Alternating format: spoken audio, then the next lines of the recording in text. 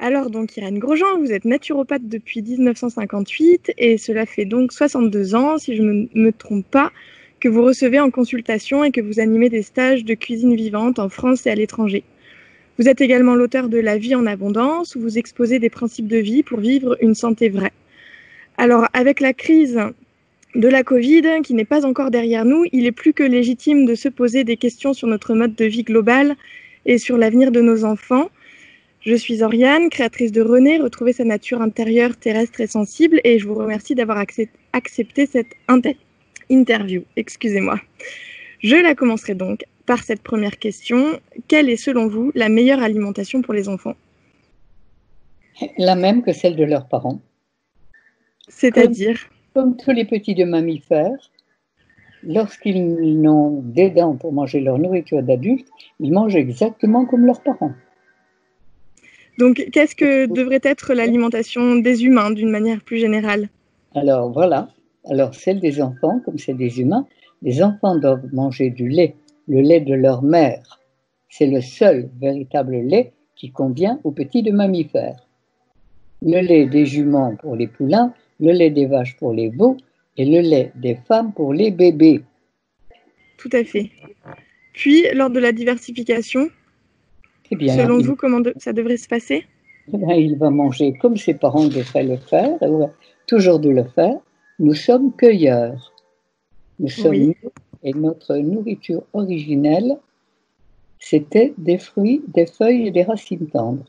Exactement comme les gorilles, les chimpanzés, les grands singes, dont les guenons ont leurs règles. Toutes les lunes portent leurs petits 9 lunes.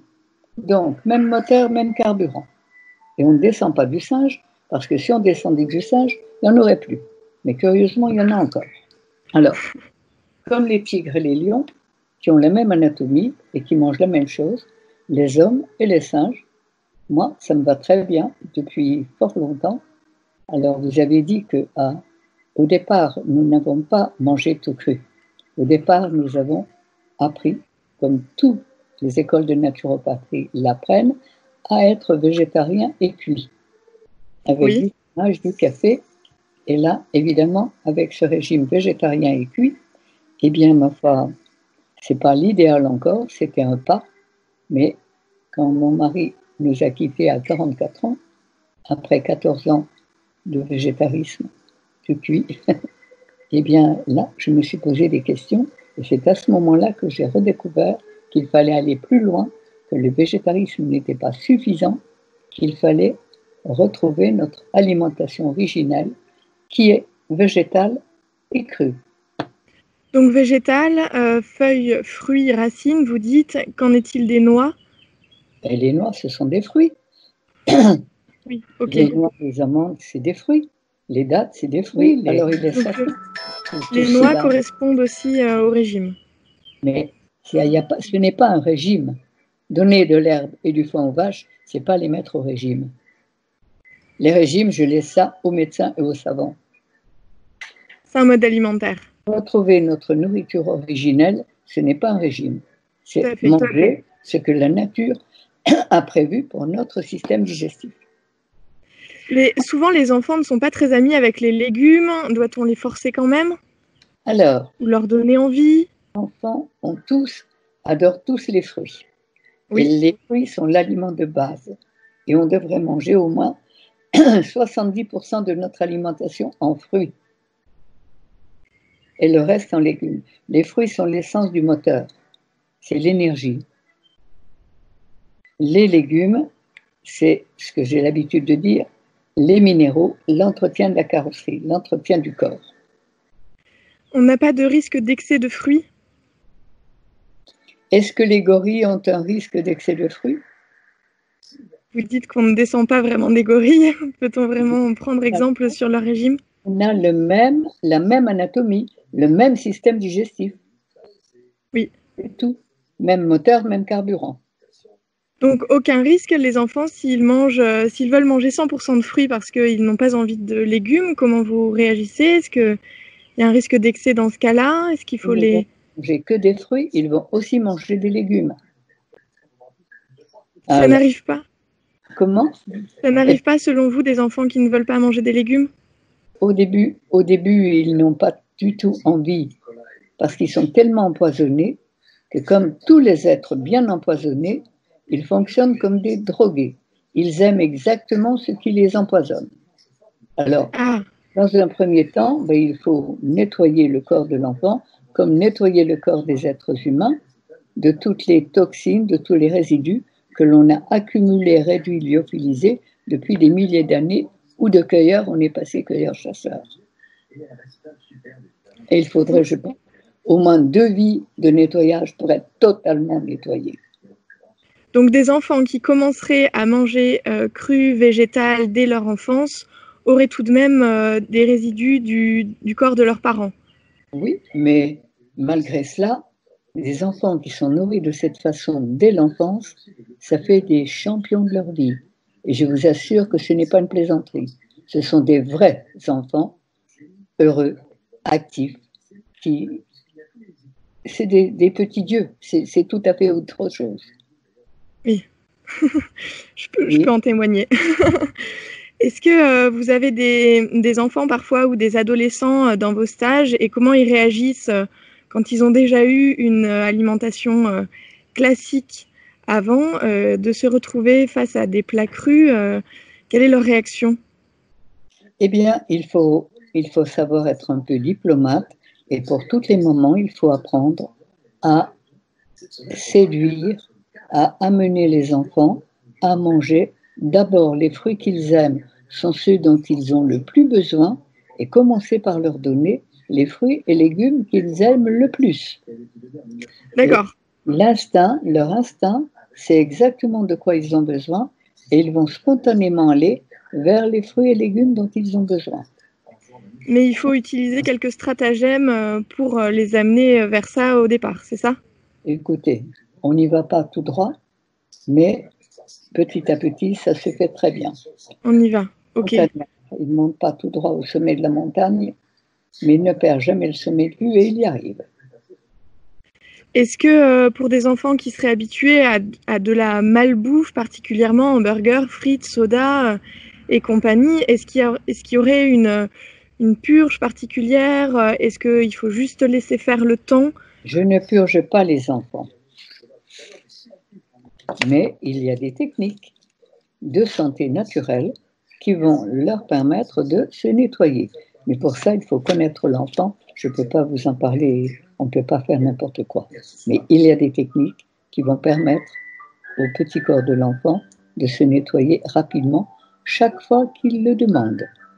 Ok, Et toutes les maladies d'enfants sont des appels au secours de leur petit corps qui veut se nettoyer de leur héritage empoisonné. ok. Donc pour vous, l'alimentation de qualité suffit et on n'a pas besoin pour les enfants de passer par des cures, des jeûnes ou d'autres compléments Mais ça dépend. particuliers. Si l'enfant va bien, tant que son corps ne crie pas au secours, on ne fait rien. Il mange normalement, naturellement, les fruits qu'il aime, les, les tomates, les concombres, tout ça, ce sont des fruits aussi. Tout ce qui vient de la fleur, c'est un fruit. Oui. Et puis les jus de légumes, les enfants adorent les jus de carottes, les jus de légumes qu'on peut faire, il faut apprendre. C'est évidemment, ça ne se fait pas du jour au lendemain. Il faut réapprendre la santé. Oui. Jus de Et là, légumes aussi dans le régime alimentaire, donc pour vous. il n'y a pas de régime, oubliez ce mot, Oui. dans notre alimentation naturelle.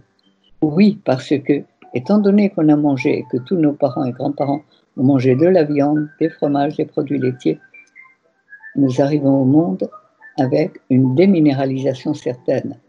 Et les jus de légumes, comme on ne mangerait pas assez de légumes dans un premier temps, les jus de légumes vont doubler, tripler l'apport minéral qui va permettre de réparer, de reminéraliser au maximum. Donc c'est pour une transition. Les jus de légumes, oui. Après, on en a beaucoup moins besoin. Selon le temps, selon le nombre d'années, si j'ose dire, où on a mangé de manière classique, correspond le temps où on va utiliser les jus. Ça dépend. Ça dépend de la personne. Chaque personne est un cas unique. Mm. Est-ce que les jus pour vous peuvent être l'unique aliment ou est-ce qu'ils sont forcément à compléter avec d'autres choses? Est-ce que des cures de jus sont intéressantes? Et ce sont des cures de reminéralisation et de nettoyage. Mais on n'est pas fait pour manger que des jus de légumes. D'accord. Absolument pas normal. Mais on peut faire des cures de jus de légumes qui vont aider à reminéraliser. Ok. Vous parliez des protéines et donc pas de viande pour vous dans l'alimentation des humains. On parle beaucoup des carences en protéines pour les végétariens ou les végétaliens. Qu'est-ce que vous en pensez? Mais qu'on a un bon système, qui n'a envie de faire que des bons patients à vie.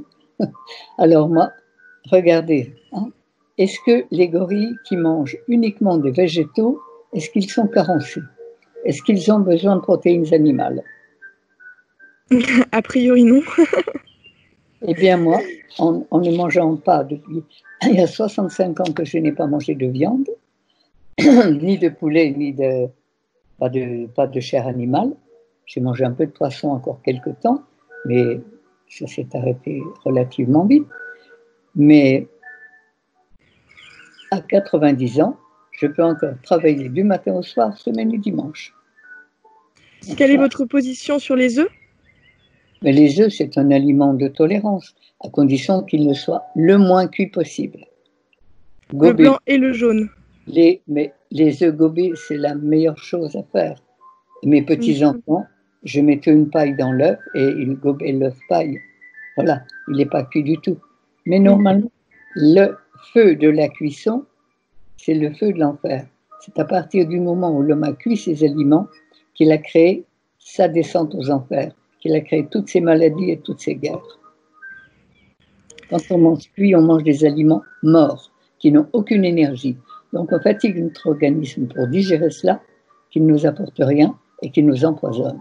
Et Mm. avec ça, on fait toutes les maladies du dictionnaire médical. Oui. J'imagine qu'en 62 ans d'expérience, vous avez des enfants patients qui sont devenus grands. Est-ce que vous pouvez nous dire quels adultes ils sont devenus? Eh bien, ma foi, regardez Nelly Grosjean elle est tombée amoureuse des huiles essentielles. Regardez les vidéos.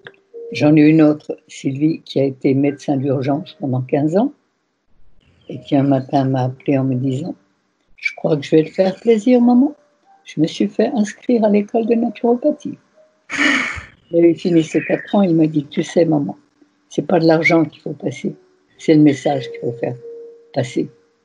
Alors, elle a créé avec son mari Jardin de vie, où vous pouvez aller faire des cures de jeûne, des cures de désintoxication, vous faire des ventouses merveilleuses avec un appareil électrique qui décolle toutes les viscosités.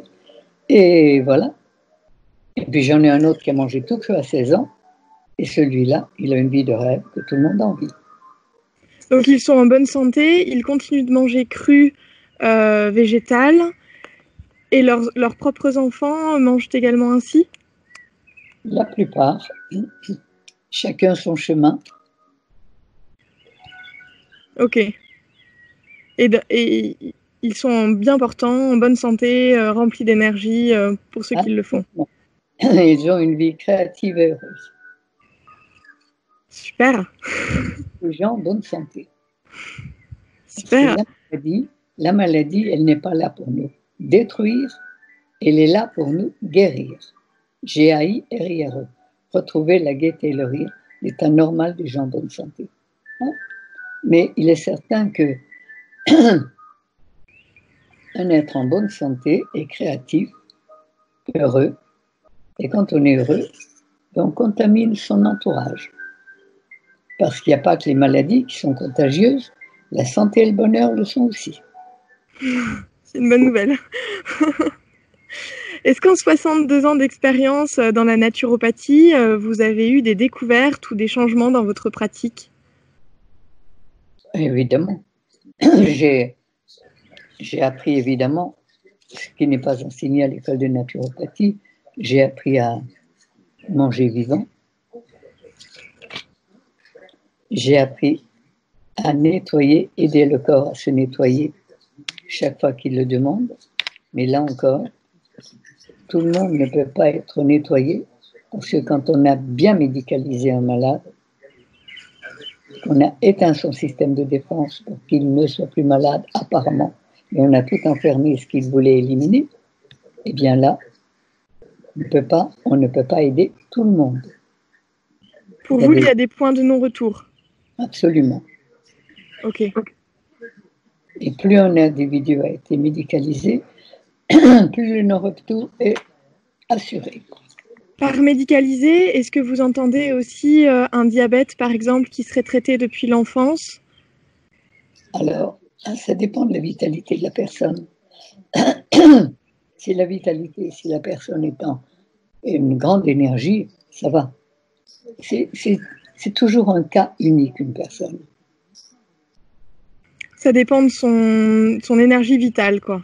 Et je ne traite absolument pas les maladies. Je refais la santé, les maladies disparaissent. Vous reprenez la base. Exactement. Comme l'a dit Hippocrate, il a dit aux médecins d'aller à la cause des causes des causes. Et la cause des causes des causes, elle est la respiration, l'alimentation, le sommeil et l'élimination. À partir de là, si toutes ces 4 lois sont respectées, normalement, nos petites cellules cérébrales vont pouvoir capter les fréquences élevées parce que tout est onde. Et tous ces appareils qui nous servent à l'heure actuelle ne sont que des copies de ce que nous sommes. Nous sommes capteurs, émetteurs en permanence, comme toutes les espèces de la création. Et plus nos cellules fonctionnent bien, plus elles sont reliées à l'intelligence universelle qui ne veut que le plus grand bien de ces créatures. Plus elles sont empoisonnées et carencées, plus elles captent ce qu'elles peuvent, c'est-à-dire des fréquences inversées que les religions ont appelées le diable, et on devient autodestructeur et destructeur et malheureux. Et puis on est empreint de peur, comme on le voit là dans cette période de pandémie. On a nos grands dominateurs, bien nourris de viande et d'alcool. Il n'y a rien de changé depuis que le monde est monde.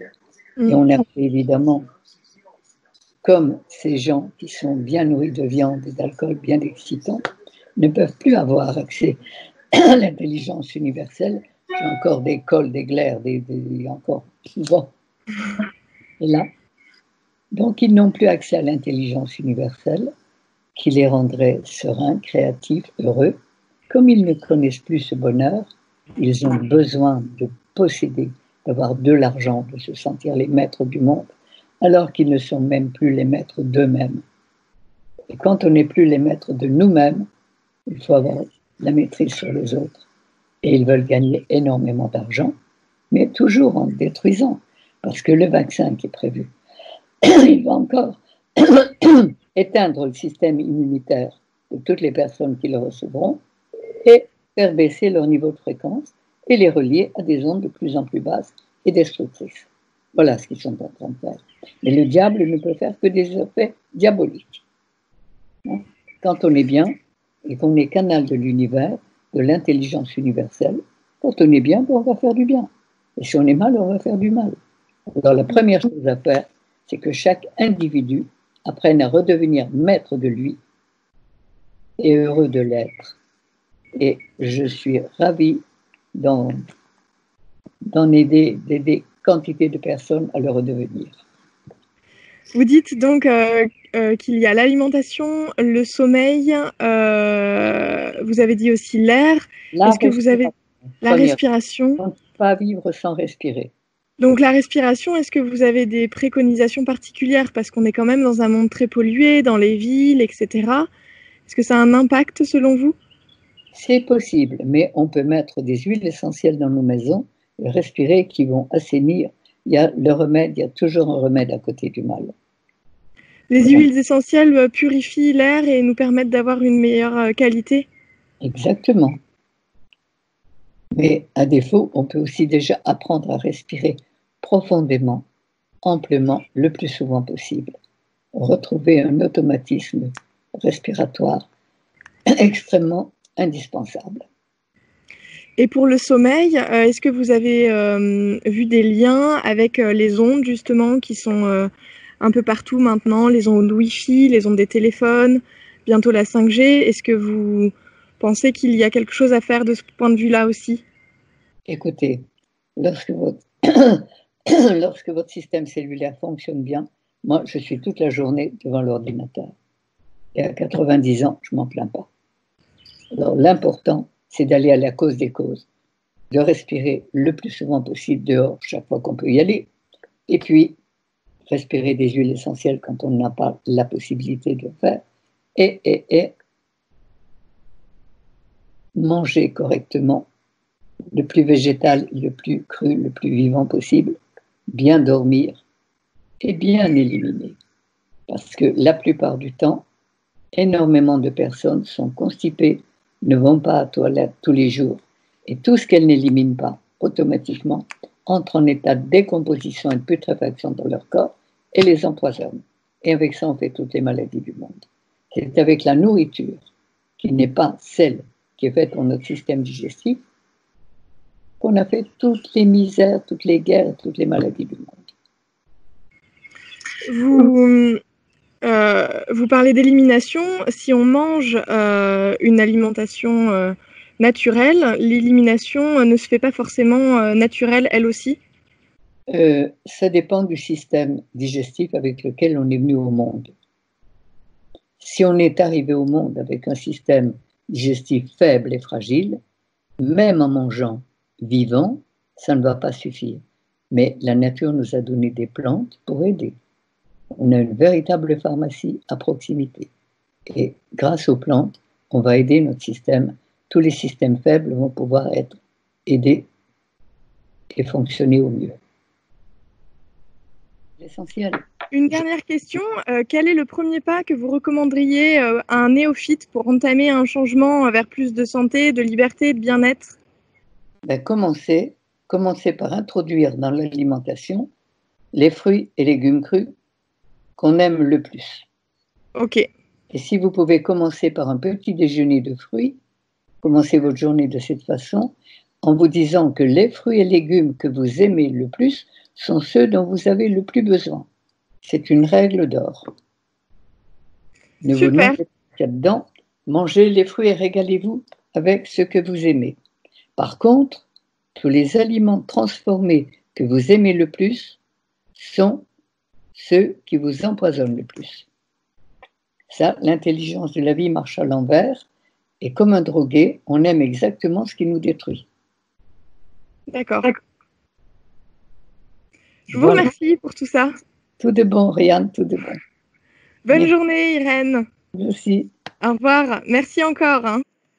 Nous continuons sur les chemins d'un nouveau monde avec un entretien lundi 25 en direct à 20h15 avec Éric Darche, naturopathe hygiéniste.